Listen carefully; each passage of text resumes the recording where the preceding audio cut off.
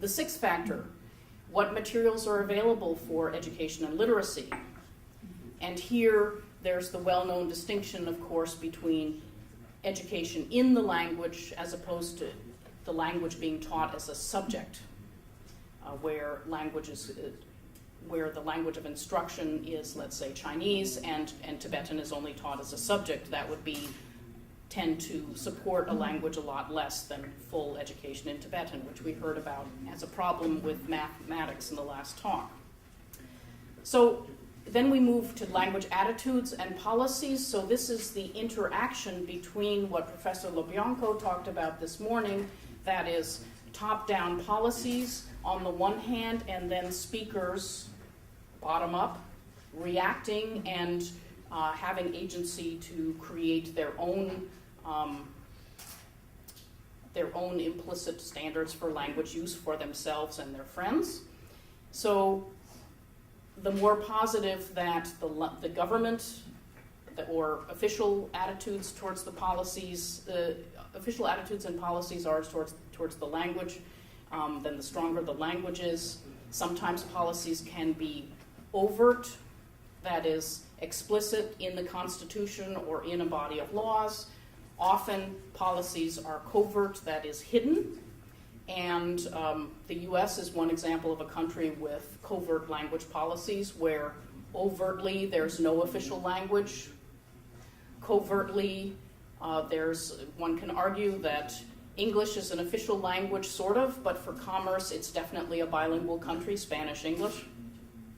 So these factors have to be considered when assessing a particular language variety. Okay, the eighth factor, how do community members feel themselves about their language or languages? Is it central to identity? Is it something that one can cast off? And is it not so important? All of these things factor into whether or not a language is strong or not. And finally, this is something that was added by documentary linguists, I think, in the process, the amount and quality of documentation. So in many cases, we have situations where languages seem fairly healthy, but we do not have a lot of resources, particularly high-quality multimedia resources, audio-visual materials with transcriptions, and enough information about these materials to make use of them in the future. And are these stored in an archive? Are they accessible to communities? Are these materials transformable into community grammars as well as academic grammars? All of these issues flow into the idea of having usable documentation.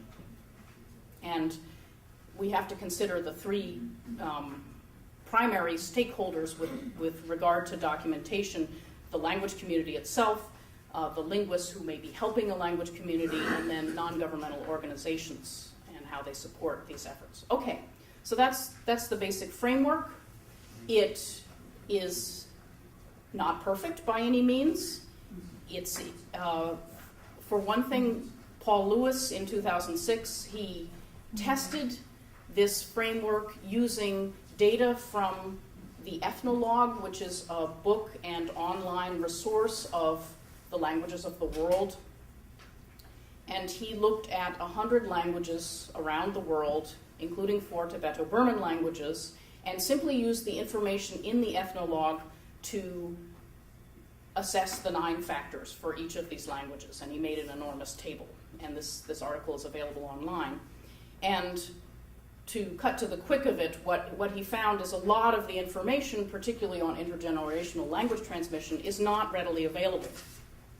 Now granted, he used the Ethnologue. The Ethnologue is probably the best source we have, the best one source for all languages of the world right now. But if you know anything about a particular language family, you will find it very lacking. So if you look at your favorite language, you will probably find the population statistics wrong. You will find other things that are to complain about, and you can actually write them and have it amended. But in any case, this is in general a problem that we do not have a lot of information about smaller language communities.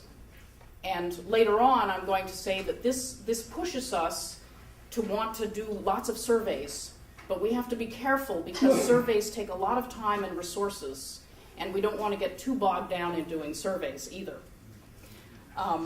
So we have to balance these concerns.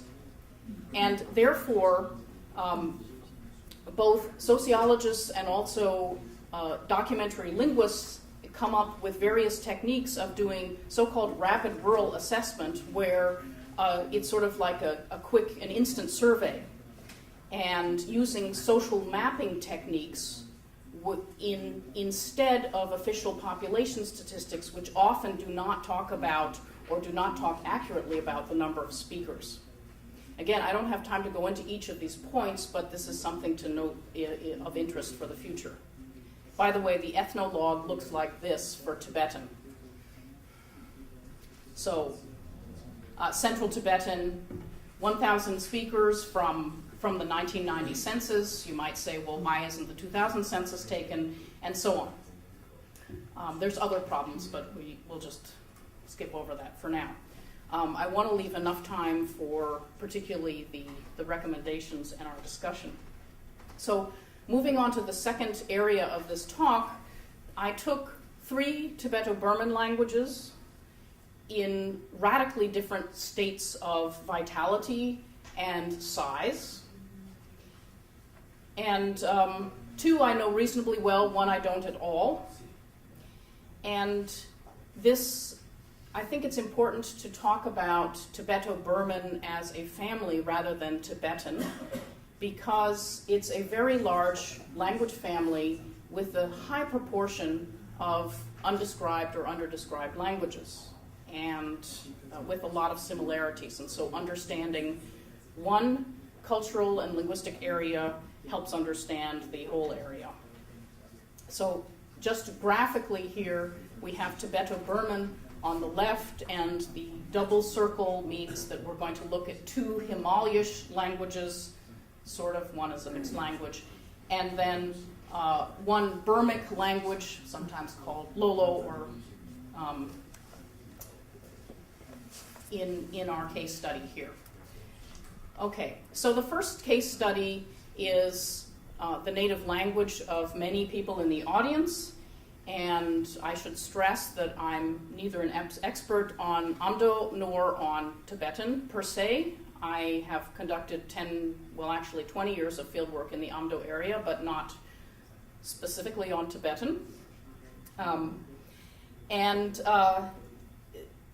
Amdo is a very interesting case study because it's not just a language, it's really a language complex. So it's considered to be one of 3 Tibetan dialects. There's 1 million speakers of this Amdo complex, but it has lots of different varieties and a broad distribution over northeastern Tibet, which is administratively north and southeast Qinghai and southern Gansu. We're not going to talk about classification much, but just to note that it's either usually classified by region, north, south, east, west, or by nomadic versus agricultural. And instead, we're going to take the angle of simply language vitality today. So, in general, Amdo Tibetan has very strong language domains, schooling available in the language, media available in the language, and broadcast media. And there's relatively copious amounts of language documentation. However, it's not comprehensive. So it's a bit like a piece of Swiss cheese with lots of holes, but great detail around the holes. So overall, we'll conclude that Amdo Tibetan is, as a whole, unendangered, although there are varieties that are certainly endangered. But there are blank spots in our map, and there are no really comprehensive multimedia corpora, which is a problem. So here we have an extremely strong language complex, but it still has issues to deal with.